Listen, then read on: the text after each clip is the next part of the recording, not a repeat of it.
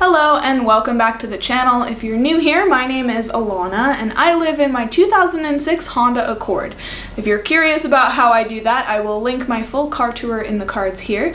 But in today's video, I want to focus specifically on 10 tips to stay safe as a solo female traveler. Quite often I get comments on my videos of like, oh my god, that's so dangerous! And like, I'm here to tell you that existing is dangerous, so you might as well live a life that you enjoy and be smart while doing so. So number one tip is obviously carry some form of protection that you are comfortable with using and that's allowed in your country. So whether that's a pew pew, a salt and pepper shaker, a buzz buzz, doesn't matter. Just carry some form of protection that you are confident and comfortable with using. But I want to focus more on ways to be smart in order to avoid needing to use these types of protection in this video. So tip number 2 is don't be a nice girl. I feel like a lot of us are brought up to be kind and caring and super sweet and like don't piss anybody off. No! When you are nice to strangers who want to take advantage of you, that is asking for trouble. So I have literally told people, I don't want to talk to you. And I don't care if they think that I'm a bitch. It's keeping myself safe. And you don't owe any stranger anything. If they give you weird vibes, feel free to be a bitch. There are so many stories out on the internet of women who are like just trying to help somebody, just trying to be nice, and then they get taken advantage of and trafficked and fucking murdered. So protect yourself. Be a bitch. God, my grandma is gonna hate this video. Sorry. Going along the same lines, tip number 3 is don't show your fear. People can very easily read your body language, and if you're walking around like this, they're gonna know you're scared. And so if you walk around with your head held high and like you know where you're going and like you know what's up, people are less likely to fuck with you simply because of your confidence. And so even if you don't feel confident, fake it until you make it. There have been so many times where I internally feel fear, but I keep holding my head high because I know that if I show my fear, people are more likely to take advantage of me. Now, I'm not saying that you can't feel fear ever. I'm saying that acknowledge what you feel, acknowledge when you feel afraid, and then carry yourself confidently out of the situation. Tip number 4, I feel like this is obvious, but I have to say it. Don't tell people you're alone. It's okay to lie. I feel like just like being a nice girl, I feel like we're always brought up and told like, oh, don't lie, lying is bad. No, lie for your safety. If you feel uncomfortable with somebody, tell them that you're waiting for your boyfriend to come back. It is okay to lie. It's not gonna send you to hell. It might just keep you safe. Tip number 5 is to always be alert. Don't get so drunk that you don't know what's going on. Don't take drugs that make you lose your mind. Like, be alert. I do find that when I'm traveling with my male friends, I am so much more relaxed. And that's because when I'm traveling alone, I'm like on hyper alert. I'm constantly looking over my shoulder, observing my surroundings, checking in. And that's not because I'm paranoid or because I want to ruin my experience. It's just that I'm keeping myself safe. Like, it is a fact that it is more dangerous to travel as a solo female than it is to travel as a solo man. That's a fact. And so being more aware and keeping tabs on your situation is the best thing that you can do. Yeah, sure, sometimes I feel like I'm not as relaxed or enjoying the moment as much, but I'm aware of everything that's going on around me at all times. And so if something sketchy is going on, I'm aware enough to get myself out of that situation before it's too late. Kind of along the same lines, number 6, don't go out at night. I don't care how fun it is.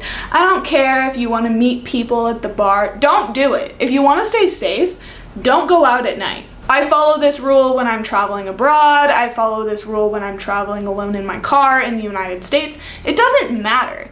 When it is dark outside, it is more likely that bad things will happen. And so if you just stay in a safe environment, stay in a place that's well lit after dark, it's much less likely that something bad will happen. I feel like a lot of these tips are common sense, but it's like, just don't put yourself in dangerous situations and you probably won't end up in a dangerous situation. Tip number 7, don't wear your headphones when you're walking around alone. I see so many women doing this, like wearing Beats headphones, covering both of their ears, noise cancellation, while they're just walking around. And I'm like, how do you do that? My anxiety could never.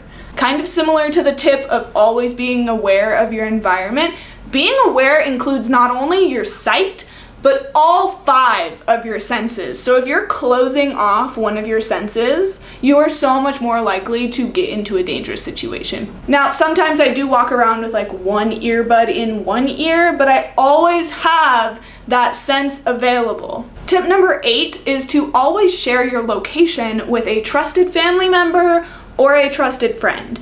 Now, this is like in worst case scenario, like protection, but if something were to happen to you, it's good to have your location shared with somebody that you trust and that you know will be looking out for you. And also, you should be checking in with this person every single day and being like, hey, this is what I'm doing, like, just want to let you know. It's not weird, it's not excessive, it is important to let somebody know where you are and let somebody know that you are okay every single day. Because then, if something happens and that person doesn't hear from you for a day, they know, oh, maybe I should be on high alert, maybe we should be putting this out into the news. I don't know. We're trying to avoid that scenario, but have that protection measure in place just in case. Notice I said share your location with a trusted family member or friend. Tip number 9 is do not share your location on the internet until you have left said location. Now, I know not everybody is like me and posting their life on the internet for everybody to see, but you don't know what your friends on Instagram's intentions are. Do not post your location unless you have already left that location. Doesn't matter if you're an influencer or just a regular person. You don't know what creeps are out there. So this is a rule that I follow religiously. I went to Yellowstone back at the end of May, and it is now the beginning of July, and I am just now sharing all of the photos from that experience. I know it's so easy to be like, oh my God, this was so amazing, I want to share. Don't. For your safety, don't. Wait until you've gone somewhere else. Please and thank you. And tip number 10 is just trust your gut.